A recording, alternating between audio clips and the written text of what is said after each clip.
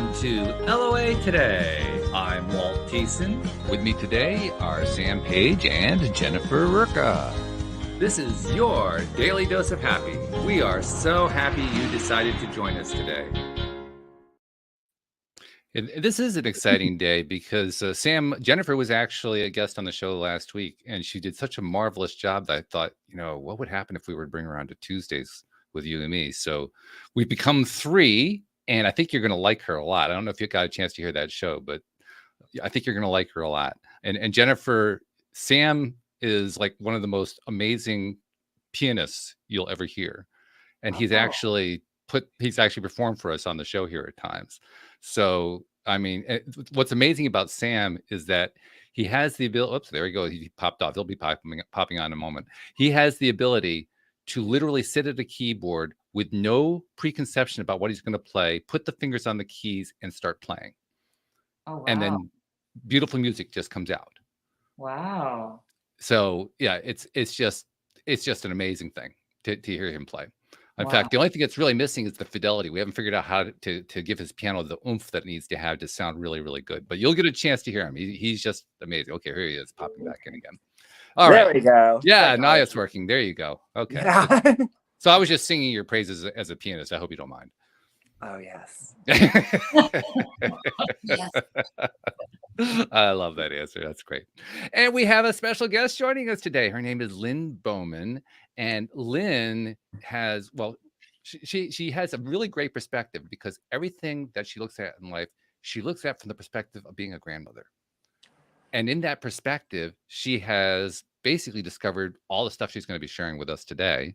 Now, the original topic, so to speak, is food and issues that people have along with food. Excuse me, I'm just tripping over myself right now.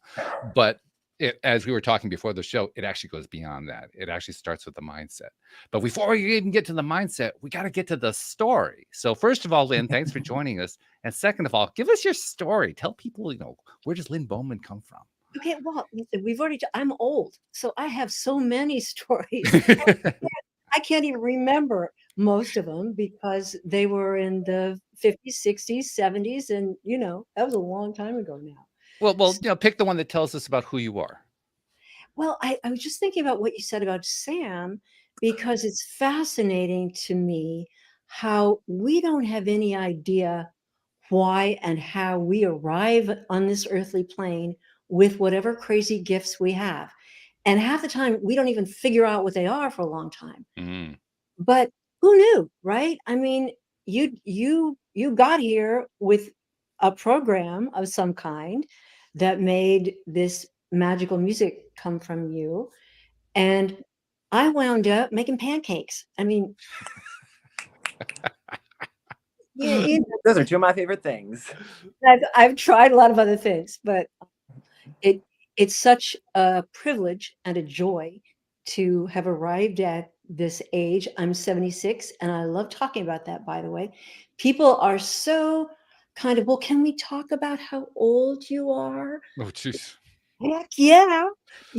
I mean, isn't it interesting how differently we're approaching our 7th and 8th decades now? We are not our grandma's grandma. I mean, That's very true.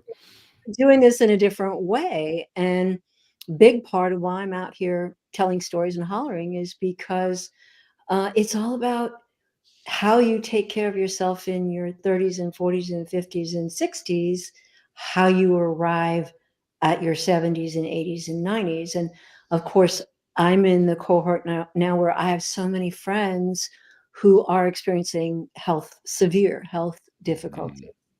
And also caring for parents who are in their 90s or 103 or whatever, and dealing with a lifetime of either good habits or not so good habits. And Walt, it's all about mindset. It really is. It really is. And so when you say, what's my story? I have to go back to the fact that my mother died when I was young. I was 18 and my mother died. And so my whole world vanished. My house, my dog, my dad went off, my siblings went off. I was the youngest. And so it's like being marooned, on an island, being adrift in a boat it's up to you, baby. You're all. And so I had the gift of both the freedom and lack of supervision, and incredible stupidity, that I could just kind of grope my way around and feel my way through my late teens and 20s, make hideous mistakes, as many of us do, but boy, mine were spectacular, some of them. Good for you, actually. That's actually a good thing to make, really big mistakes, because there's more to learn from them that way. Yes, and I'm a believer, and I love talking with parents about their issues now with their little ones, because so much parenting now is helping kids avoid no, push them out there. Let your kids fail. I think it's if I had a message, especially for young parents, learn how to let your children fail. That's the only way they learn. And so I'm here representing spectacular failure on one hand, and also it was the 60s. So hey, failure was kind of fun in those days, if you want to know the truth. We tended to do it to the accompaniment of fantastic music and some decent drugs. Many of them have taken off the market since then and are coming back now, I'm happy to say. That's a whole other show. It is. We actually have done that topic, but you're right. That is a whole other show, and it's fascinating. It's worth more than one show. Yeah, I agree with that. Yeah, and I was from LA, so I was around show business and, did makeup and acted and wrote stuff and so on. But as I was looking around LA, I just kept going, what a pit. What a nasty place to do business. And of course, as a young female person, it was particularly fraught. And so I left. I went to North Carolina to take a job with the NBC affiliate in Wilmington, North Carolina.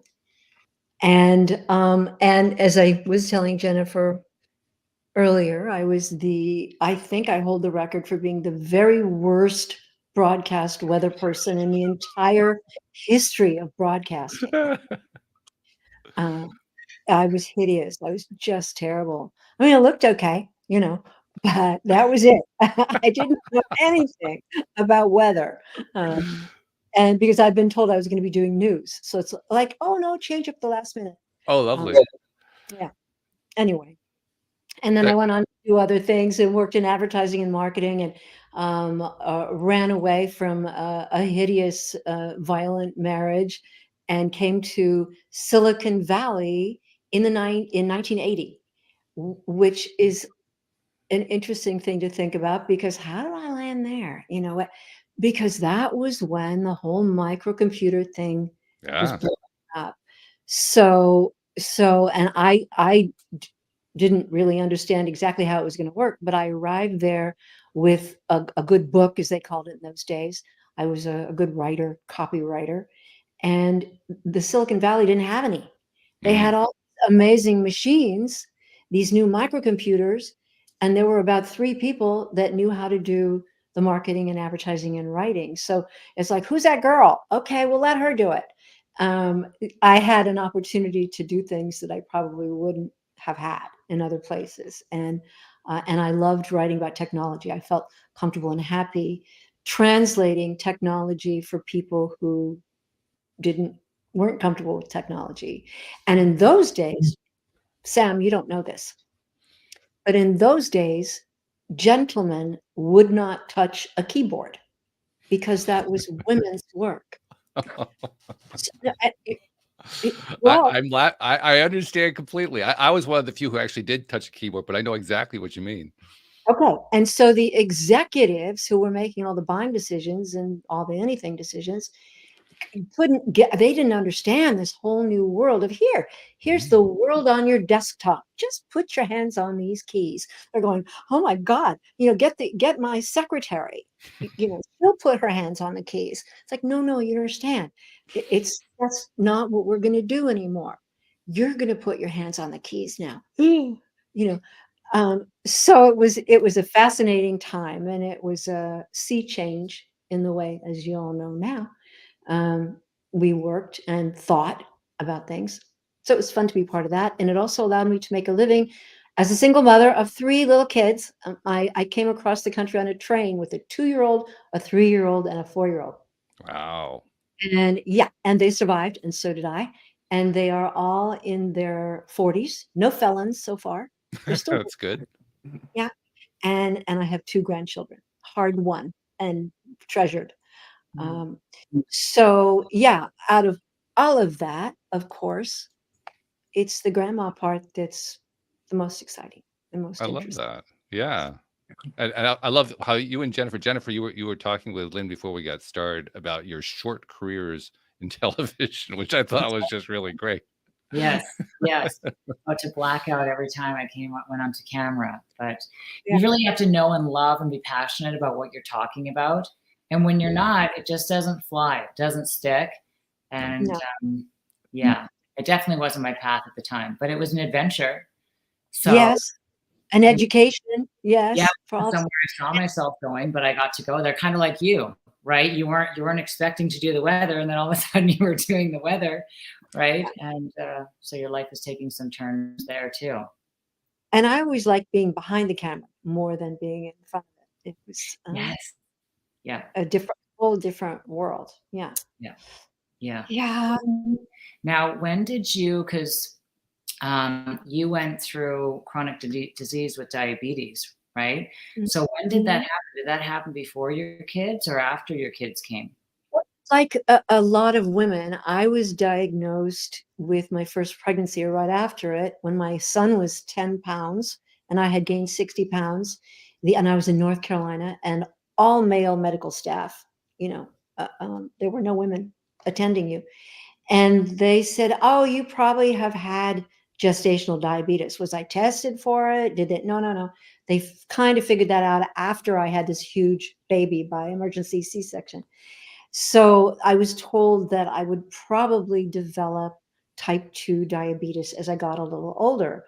And as I continued to have babies and get older, I kept saying, "Well, do you want to test this? And anybody want to do a test on me or anything?" No, no, you're fine. You're young and you're not overweight. And you're okay.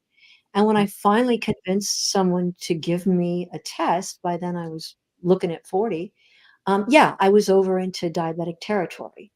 So I was told, like many people are told still, well, it's a progressive disease and it's going to get worse.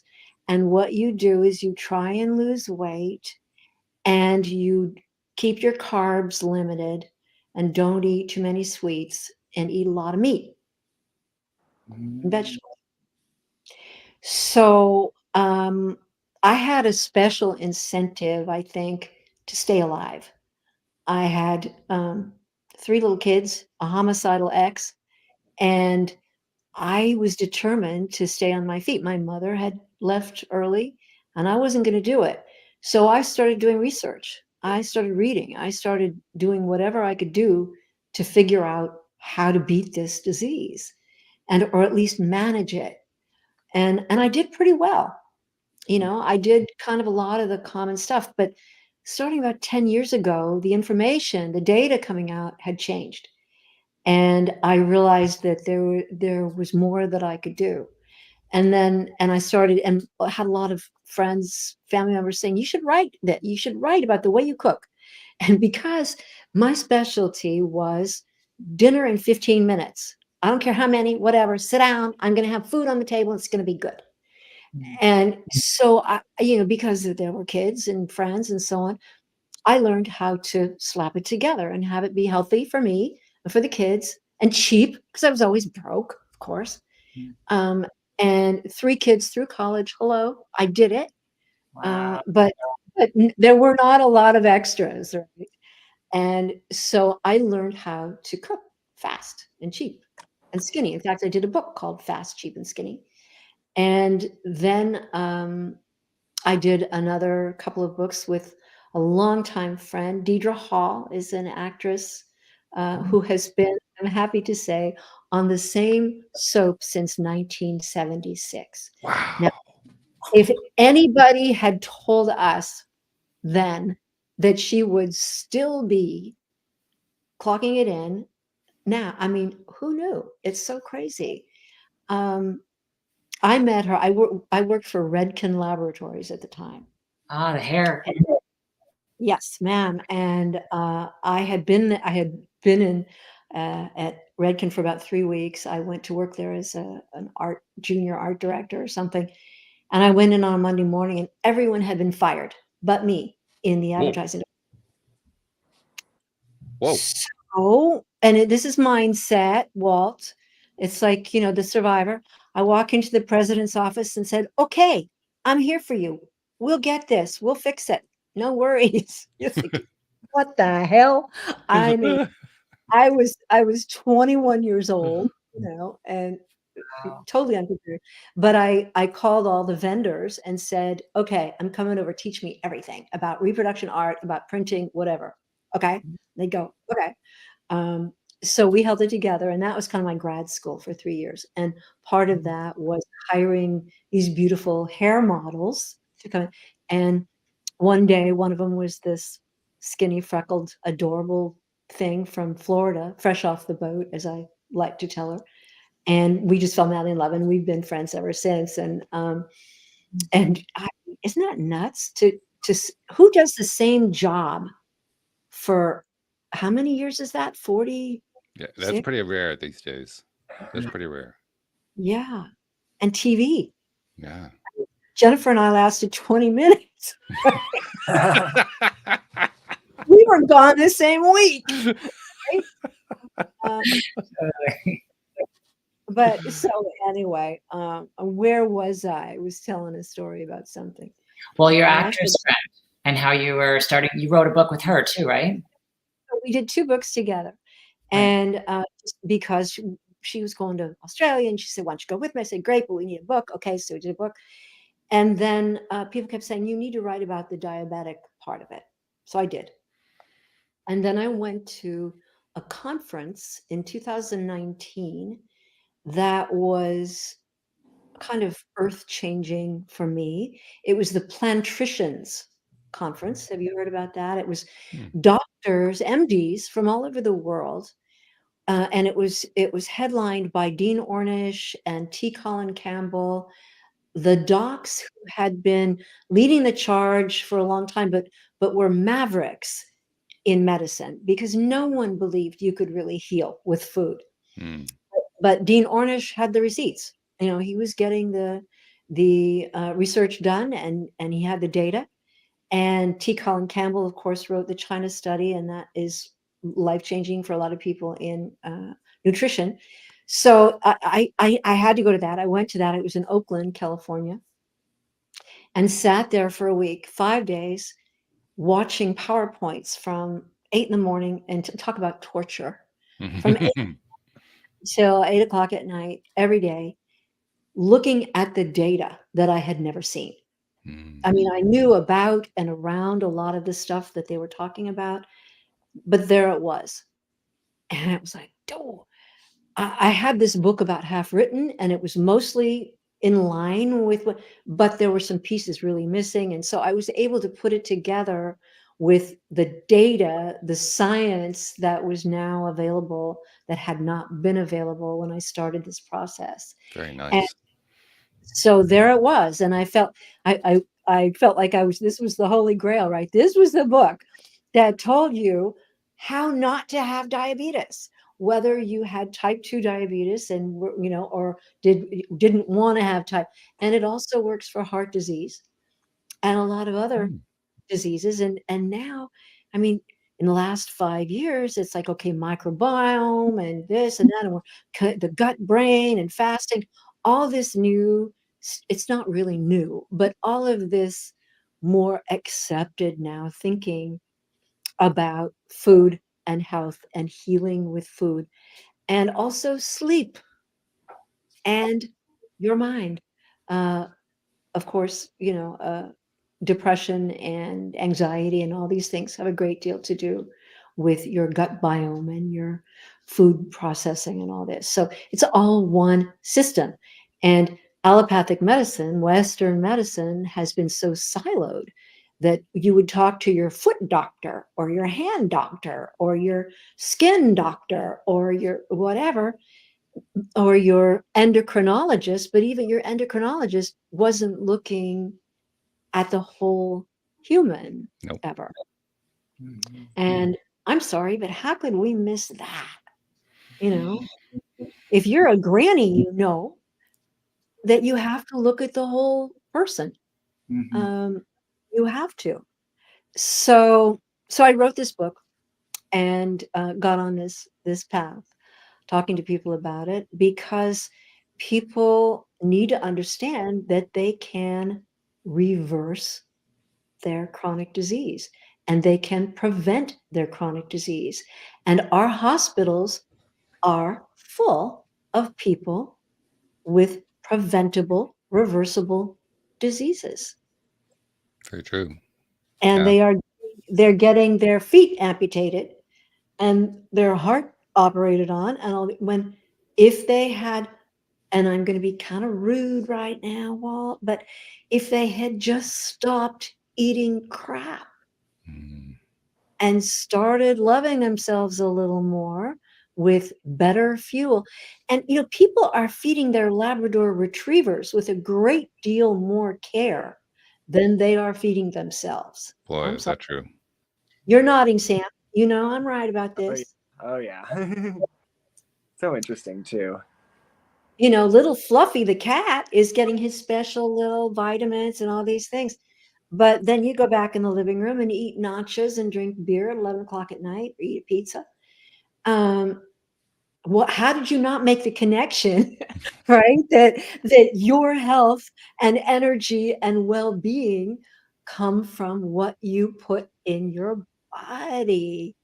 It's so obvious. I think it's probably why we missed it, because it's so obvious. Oh, please, please.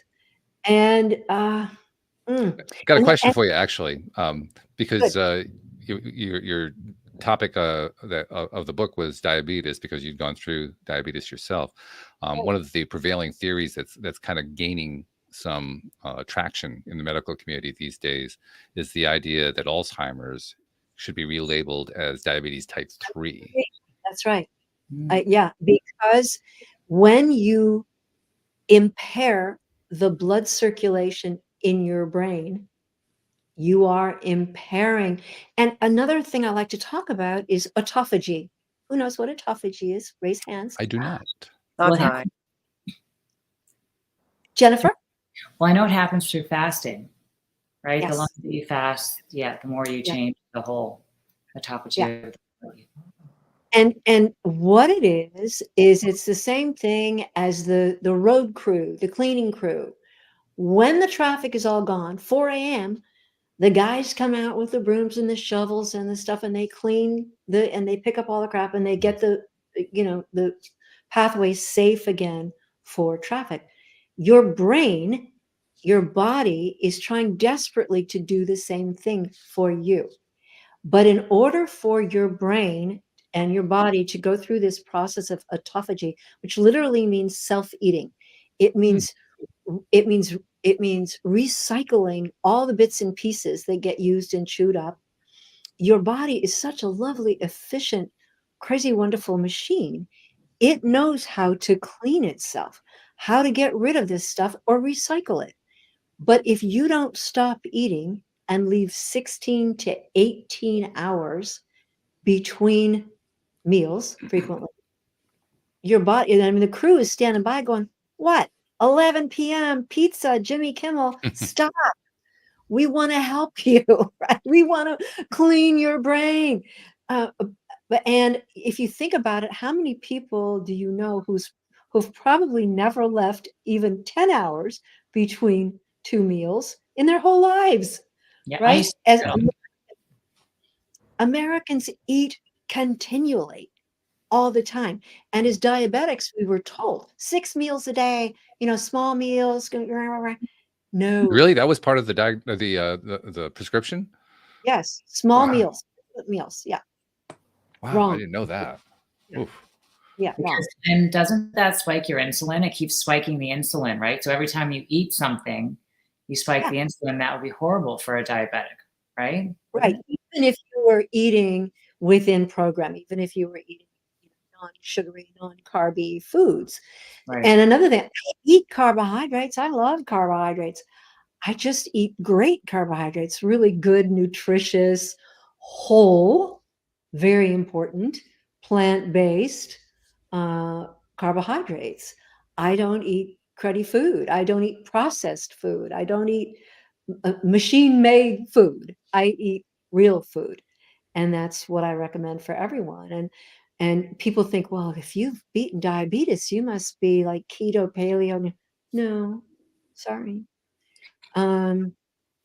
I appreciate those ways of thinking, but long term, and again, I've looked at the data, it's science-based in my mind.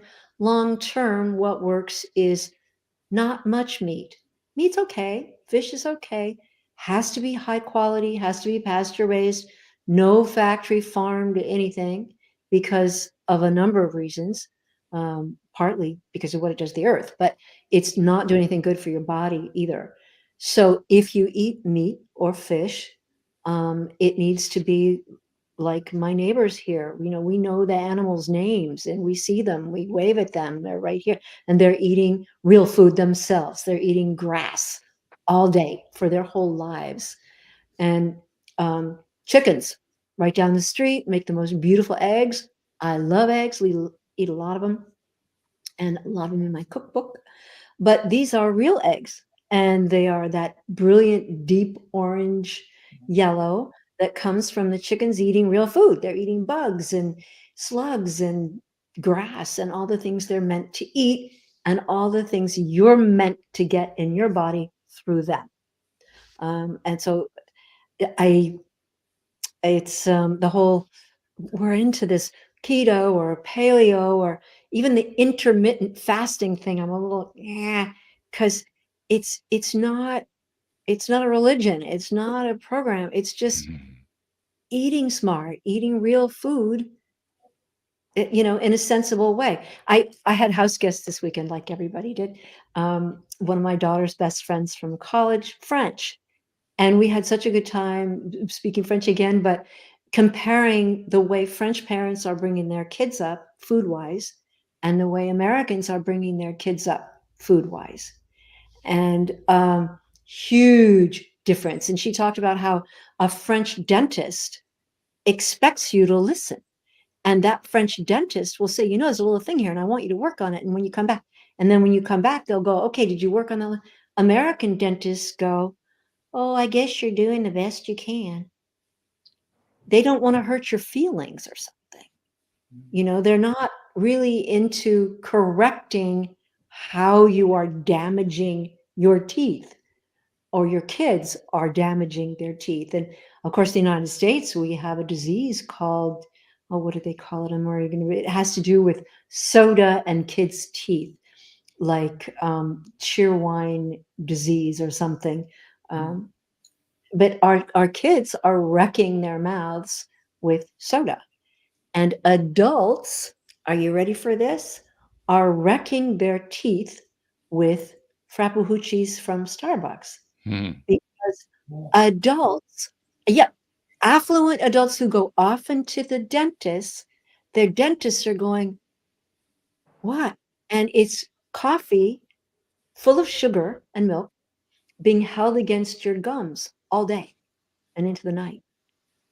Sam, have you done that? Am I going to have to talk to you privately? Oh, no, I don't drink coffee, actually, but this is making me glad I don't. Okay, no sugar and no milk. Anyway, yeah, okay. Lynne, I was going to ask you though, what does a typical day of eating look like for you? Because some people will be like, well, you say you eat carbs, like what does that mean? Like, just because a lot of people might think that carbs are different than your version of how you eat carbs. Okay, well, first of all, it looks fabulous. My food is very good.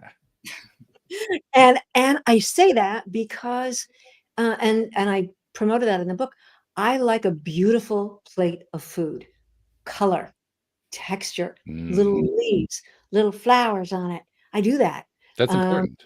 It's important because it should delight your senses, all of Yeah. them. It should smell great. It should look beautiful. So breakfast is likely to be some of those eggs I was talking about with some vegan cheese maybe mixed into it. I do eat goat cheese and sheep's milk cheese because the protein in those is different than cow's milk. So I don't eat cow's milk products at all unless they sneak into something and I don't know they're in there. But I do eat goat's milk and cow's milk cheese, and I eat a lot of fruit, 2 or 3 pieces at least a day. And breakfast is usually, I love chopped arugula. I love the smell of it. I love how it looks. It's inexpensive. I always have a fridge full of it. So it's likely to be on my eggs or in my eggs. And cabbage, we eat a ton of it, chopped. The purple cabbage is so beautiful on so many things. And then I will have a piece of sourdough walnut toast from Companion Bakery in Santa Cruz. And sourdough, as you may know, is a little different than regular. And we actually grow wheat right here on the coast in a couple of places. That is the old-timey wheat. It's not the same kind of wheat that Wonder Bread is made out of. It's not the same kind of wheat that most commercial products are made from. It's the seed that your grandparents, great-grandparents grew wheat from. So it's an entirely different beast. And that I am fortunate that we have a couple. There's one in San Francisco, one in Santa Cruz, where they make this extraordinarily fabulous sourdough dark brown bread with walnuts in it. And of course, walnuts are brilliant for you and they're yummy. So are you with me? That's just breakfast. Yeah. That sounds delicious. So the sourdough is just better to digest? It's easier on your stomach to digest? I don't know that it's easier to but it's worthwhile to digest. It actually is nutritious. It's going to feed you, and it feeds your microbiome because it's, you know, it's what those foods are that you put in salt and you Fermented. fermented. Thank you. That's sourdough. Yeah. Fermented foods are great for your microbiome. So I'm always thinking about my microbiome, wanting to make it happy. And because I know personally, as many of us do, what it's like when you mess up your microbiome. If you've ever had a course of, for example, an antibiotic that kills an infection in your jaw or something, you may also kill off everything worth having in your gut. And you may not realize you've done that until you have a terrible case of irritable bowel syndrome or some other nasty thing. And so we learn as a grandma, I have learned that you want to take care of your microbiome. And I'm happy to see a lot more docs talking about that now. The brain gut connection is very important too. And so we've just talked about breakfast. So lunch, Well, dinner. before you get to lunch and dinner, I just want to throw in something else about sourdough, because sourdough bread is flavorful. Hello, it's delicious, and that's It the whole. is. It's the That's most flavorful bread out there, actually. I can't think of anything that has more flavor. Can you? No. And once you've eaten great bread, you don't ever go back to stupid wimpy bread, I don't think, anymore. Because you also realize it's nothing. You're not putting anything worthwhile in your body. It's nothing. And politically, we could go on about that. It's supporting people who are not doing good things for the earth. So everything you eat, I think it's important to think about where it came from and who's getting damaged in the process. I mean, that does matter. So lunch.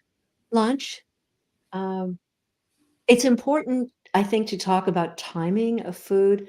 I eat basically 2 meals a day. I eat a great breakfast. Y'all have to come over, eat breakfast with me. And my book, Brownies for Breakfast, sincerely, my brownies are made, and they're great breakfast food.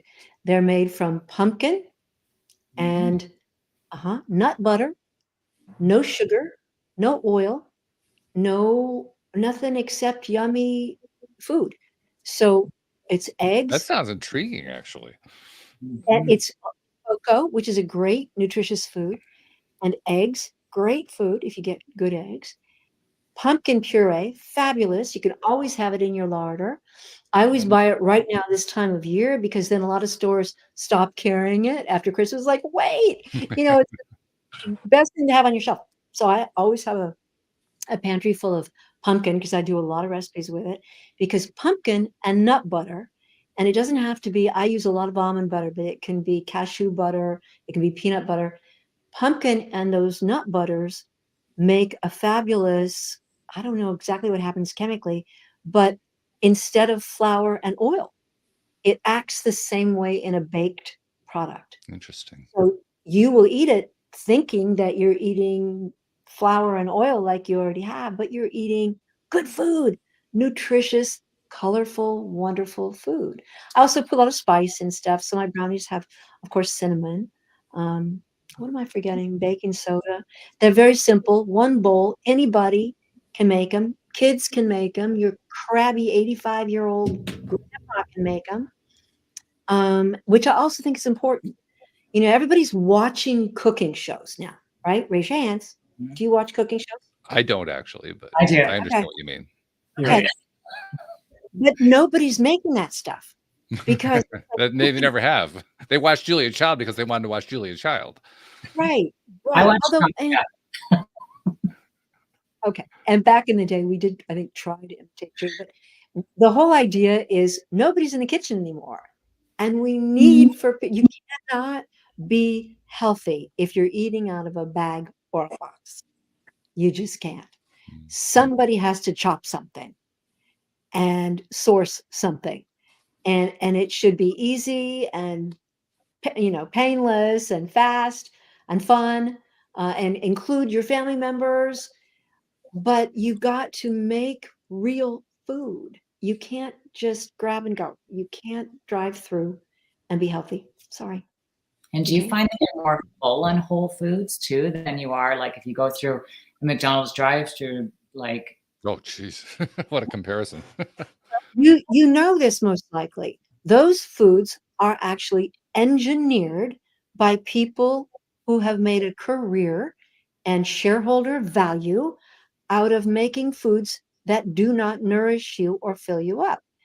Because then you want more, which means greater shareholder value, right? Which means I get promotion. I'm a food engineer now, and they love my Doritos, and they keep coming back for them and buying a ton of them. It's great for their bottom line. It is an absolute disaster for your bottom line. Absolutely. And going back to the timing thing we were talking about. So I eat roughly 2 meals a day. Sometimes it's like 2.5, whatever. And I eat in the afternoon, early afternoon. I have a great lunch at 2 o'clock, something like that, if I can, which is a privilege because I work at home. I understand that.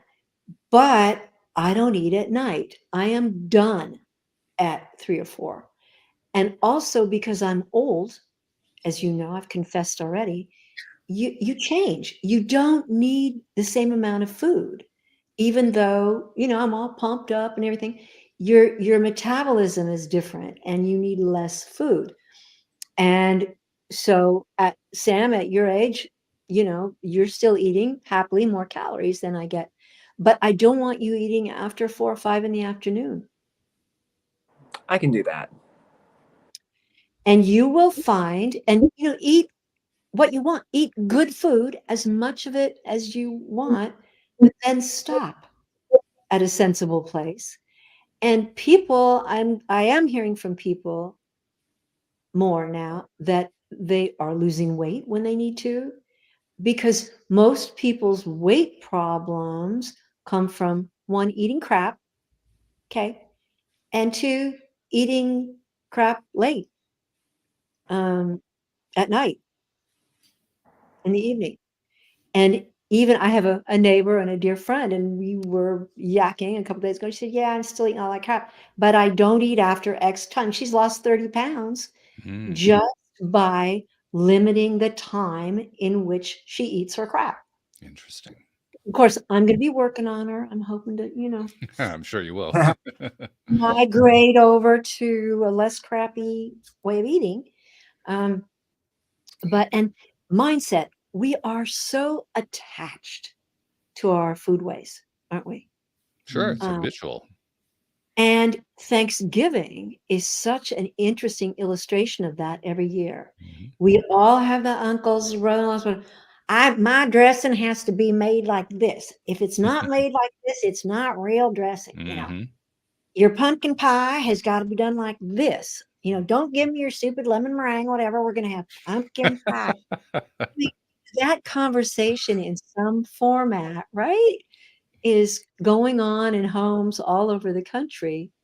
Yeah. Don't you know there's really only one way to do a pumpkin pie, and this is it.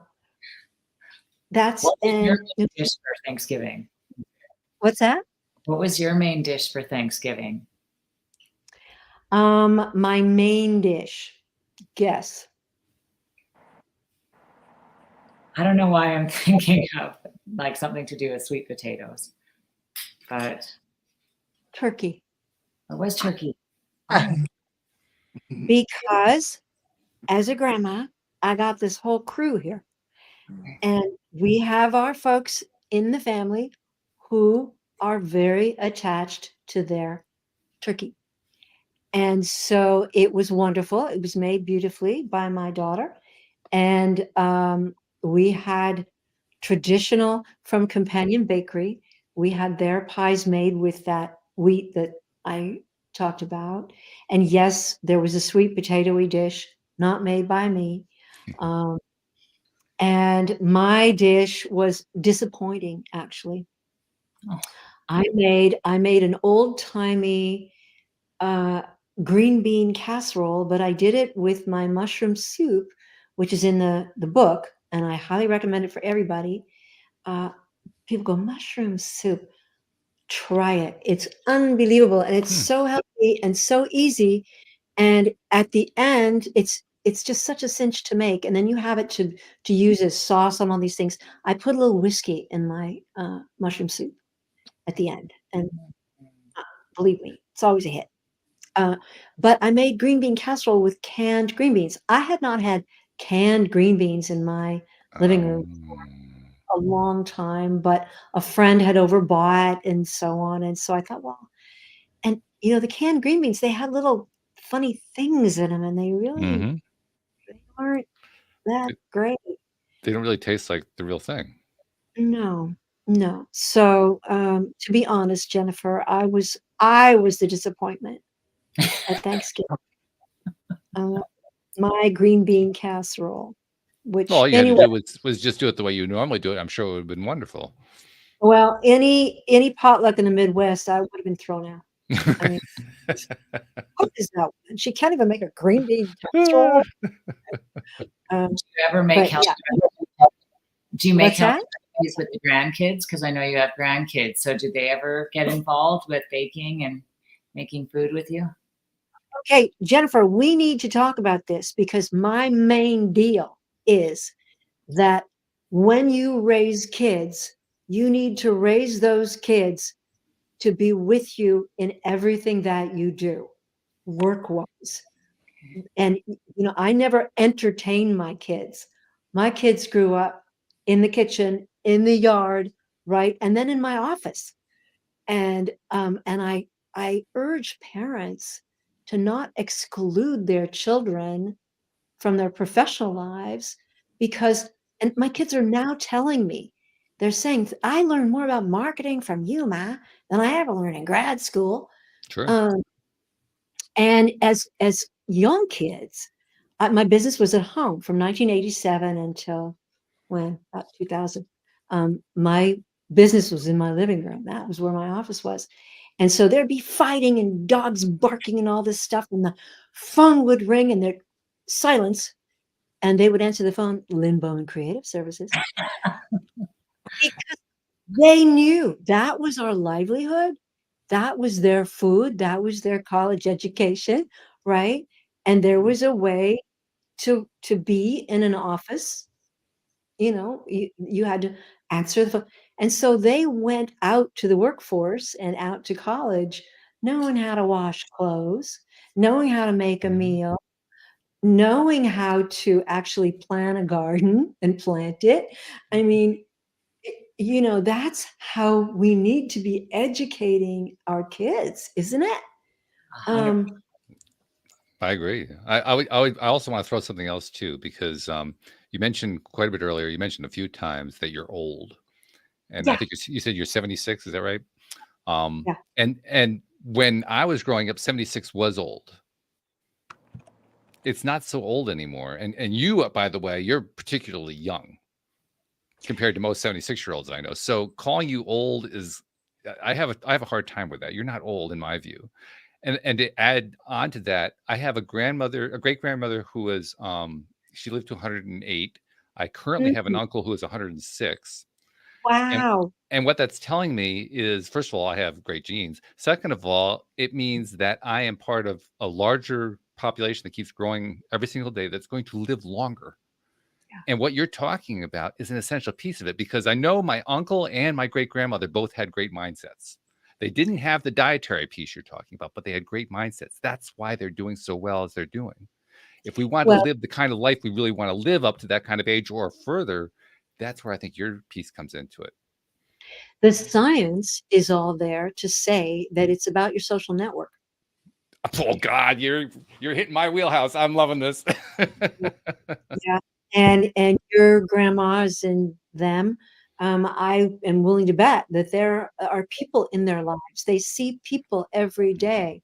They know there are people who care about them and with them, and they engage all the time with family and friends.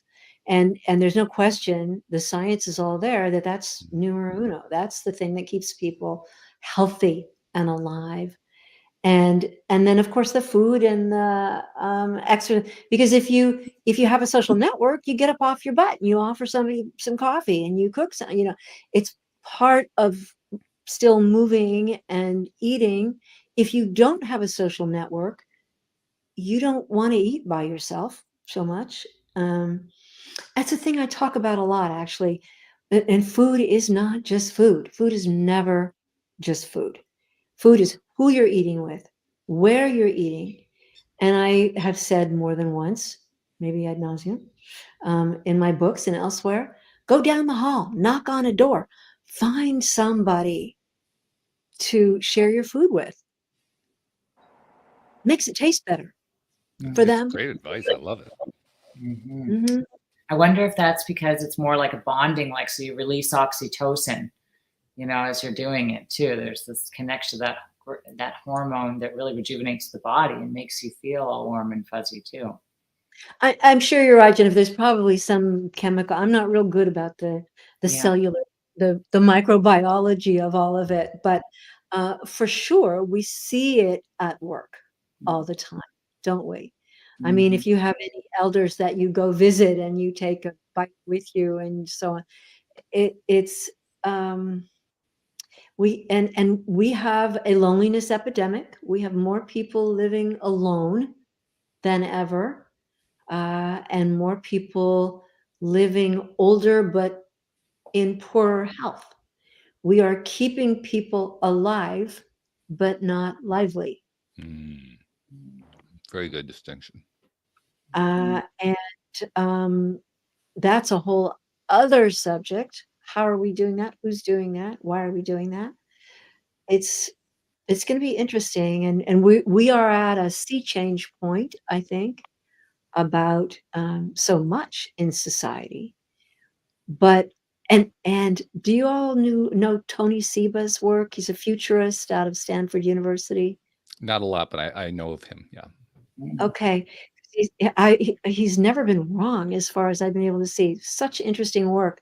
But he is talking now, if you want to look up his YouTubes, he's talking about food made at a cellular level that will replace most of the food that we are eating now by 2030. How do Let you that spell sink. his name, Lynn? How do you spell that name? Yeah, I was curious too, actually. SEBA. Tell him I sent you. Hey. And 2030 makes sense to me, actually. yeah, It really but I does. mean, it sounds like, whoa, that's just tomorrow, It right? is. It's right around the corner. Well, Right. And I'm telling you, by the end of the 2020s, we're going to be going through so much change that people's heads are going to be spinning. And there are, 2030, it's already started, yeah. But by 2030, there are going to be a lot of things that are just so different from the way we think about them now. yes, Just a bunch of them. yes. And a small example, I take a vitamin D supplement every day, 2 little gel things, a company called Orlo, Orlo. These are grown in Iceland outside of the ocean. It's algae based, but not ocean based. Hmm. And so this is an example of, because we want to do this in a way that isn't damaging to the ocean, that doesn't raise the temperature. And of course, Iceland is kind of way out in front in this area in a lot of ways, because they have limited resources. And so they have to figure out how they're going to survive. And one way is growing these things in these strange looking, very kind of futuristic looking facilities that are ocean products, but not being grown in the ocean. Very interesting. Yeah, very, It- very interesting. Mhm. One of the things that comes to my mind as you're talking about all of this stuff is the fact that since mindset is at the beginning of every endeavor, and since social connection, that's one of my favorite topics, by the way. But since social connection is so important, I'll tell you about something. You may have heard about this. I'm not sure, Jennifer. I'm not sure if you've heard about this. But there was a study that was done by Sean Aker, who's one of the leading thought persons in the positive psychology movement. He did the study at Harvard University, and in that study, he was trying to identify what factors he could point to that would be predictive of success, because he was working with college students, Harvard's college students. Harvard students in particular are very stressed. They're very driven, type A personalities, all that kind of thing. And they were they were flaming out. They were just burning themselves out. So he was trying to find a common factor that he could point to that would indicate, okay, guys, here's what you do, and this is going to help you achieve whatever success you're looking for. And after running the survey of 100 plus questions, the only one that he could find that created a correlation was a question about social connectedness. And the correlation he found was 0.7, which means that one factor alone is 70% predictive of your ability or inability to be successful in life. So when you talked about social connection, I said, yes, absolutely. I love that. What I want to bring into that piece of the topic is the idea, if social connection is so important, and I think it really is. And like you were pointing out, if it's so important that there are many people who are isolated, either self-isolated or societally isolated, then what are some of the things we can do to kind of push that in a better direction? In other words, what steps can we as individuals take to help shift that lack of social connection into social connection? What I'm always saying, and it's oversimplified, but don't eat alone. If you can Go back to that possibly, again. Okay. don't eat alone. And so, and Sam's going, okay, how am I going to do that? We all have to think about how we can reach out. And again, and this is because you're not nourishing yourself the same way when you're eating alone, too. I mean, it has everything to do with how your food reacts in your body and how your food keeps you alive and healthy. We are absolutely not meant to eat alone. Think about, the paleo kind of keto thing. Human beings are meant to share food. And in the act of sharing food, and you mentioned, Jennifer, there's chemical stuff happening there. There's hormones going on. We know there's stuff happening, but I would encourage people to stop thinking of food as just literally fuel that you stop and you fill her up. For humans, food is a sacrament. It's communion as well as community. The way we love people is by feeding them. And we're not going to change that in humans in 1 or 2 generations. I think it would be I don't know what's going to happen in them, but as a mother and a grandmother, the way you love people, and people tease me about it, but I'm not ashamed. People know when they walk in the door that it's like, are you hungry? Can I fix you some tea? Would you like some coffee? Whatever. That's the most norm, and that will happen whether that's in South Africa or uh, Australia or wherever. Some grandma is going to want you to eat something because that's how we make peace. And I want you to think about that. That's a good line. That is how we have always made peace. When you sit at a table with some, if you refuse their food, you have made war, literally. If you accept their food, you have made love. That's beautiful. I love that. Really, really good. That's Sure. just that's a great way to wind up this conversation. That's just oof. You got my attention with that one. Okay, the book. The book is called Brownies for Breakfast. It's subtitled A Cookbook for Diabetics and the People Who Love Them. But really, it's for anybody, really. I mean, it's not limited to diabetics, right? Everybody. Because we all love a diabetic, if you think about it. Well, that's true. Yeah, there's that also. Yes. But the point is that the ideas that you're talking about really apply to everyone. Everyone. Absolutely. Right. Yeah. So how do people find your book? Oh, I'm sorry. It's really simple. Whole food, don't eat crap, plant-based. There's no secret there. So how do people find the book?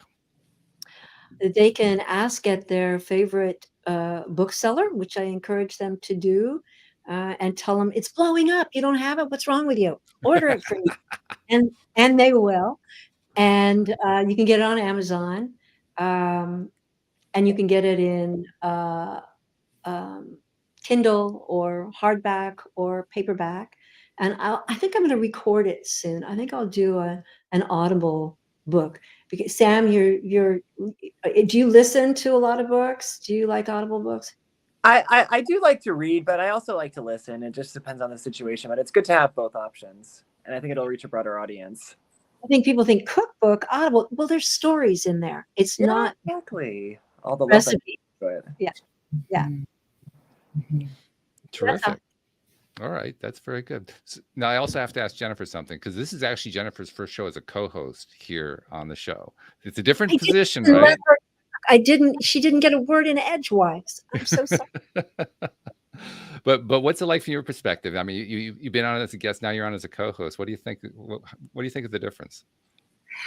Well, I love it because I love communicating and visiting with people. I love that communion. And that's actually one of the things, Lynne, that I'm going to take away the most that you said is it's so important to eat with people, because that's something that I don't do. My husband and I are on very different schedules.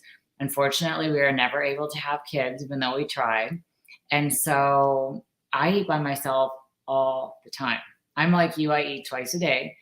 So I do fast and try to keep it in a tighter window.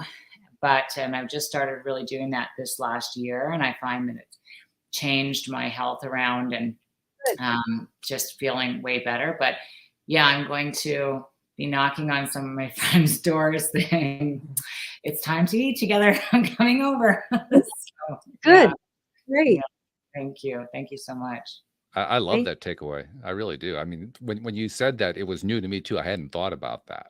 But the more that you talked about it, the more I realized, yeah, I think about my own life, the times where I ate alone versus the times I ate with others. How did I do in that life? What was that life like? It was always more successful. It was always a better life whenever I was eating with somebody. Deals are made at the table. That too, yes. That too. Absolutely. Sam, what's your takeaway from this? Honestly, that as well. Like, I never thought about that. I live alone, and so I don't get to eat with others all that much. So I'm going to find ways to find people to join me in food some more. I think I'm going to text my dad after this and see if my partner wants to eat sometime this week. There you go. Or Sam, you and I dancing. There you go. Together if nobody's around. Yeah. That's beautiful. I love it. Lynne, look what you've done. You've set a new tone for us here. Indeed. No, I laugh. This gives my life meaning, truly. This is huge for me. You know, selling a book, you know, but if just a few people, you will delight your friends and your family by saying, "Can we have a meal? Can we? I'll cook." And buy the book, because the recipes are all in there, really simple, of what you do. It's not complicated. Don't be, worry about it. Your food will be wonderful because you're making it with love. And people will so appreciate you making a meal for them. That's a beautiful Love way to that. summarize. I love that. Yeah. So, well, first of all, I want to thank you for being on the show and sharing all these wonderful gems with us. Just, truly wonderful. I also want to give you something that I make it a practice to give all my guests, and boy, does it really apply to you. Really, really applies to you, because there are many people, including listeners of this podcast, but also other podcasts you've been on, your own stuff that you've written, all that stuff. There are many people you've never met, you'll never see, who you've reached out and you've touched their lives in some way. I can just imagine right now hundreds of people listening to this podcast who picked up the message of find somebody to eat with. That alone is an example of it. And I think it's important to recognize that, because we tend to skip over that because we don't see, we don't hear. So we figure, well, there's not really anything going on, but there is. So on behalf of those people who you've never met, who you've never seen, you never will meet, you never will see, whose lives you've touched in this way, I want to thank you for what you have been doing and what you continue to do. Thank you so much. That is so sweet. Thank you, Walt. And thank you, Jennifer. Congratulations on getting through your first official episode as a co-host. Hey, thank you. Good stuff. Thank you, Sam, very much. Thank you to our podcast listeners everywhere. We will see you all next time here on LOA Today. Goodbye, everybody.